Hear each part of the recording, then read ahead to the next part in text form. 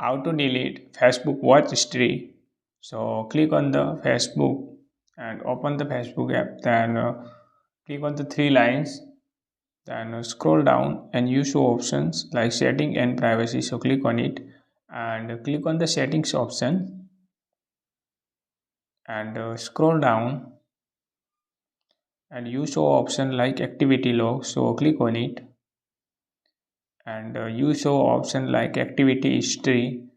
So click on it and your all history is available. So click on the trust and back again and you show option like live videos, public text and public post, like all history show it. So click on the trust and your history is successfully deleted. So if you found this video helpful, please like, share and subscribe.